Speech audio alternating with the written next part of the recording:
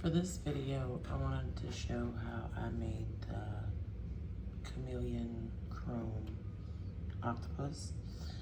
I used a gel nail polish pigment powder, and what I would do is take a very soft paintbrush and trace along the inside of the mold. A little of this goes a long way, as you can see. You want to get down into the head of the octopus,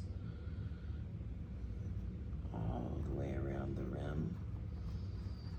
And using a soft brush keeps from scratching your mold and making it dull faster than it would already do.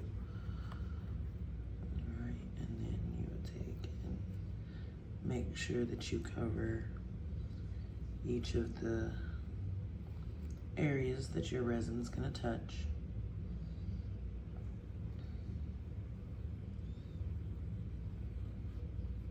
And make sure you get up on the lips all the way around. And then when you mix the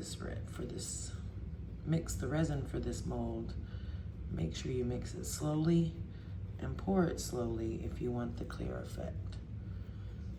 That will eliminate the bubbles in most resins that you use. I use super clear tabletop epoxy, and it is just a great resin to me.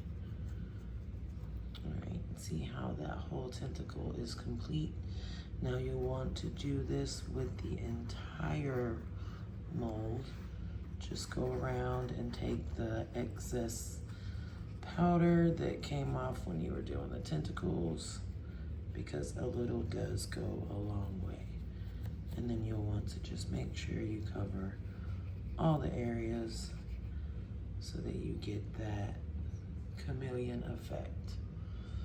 All right. Happy creating.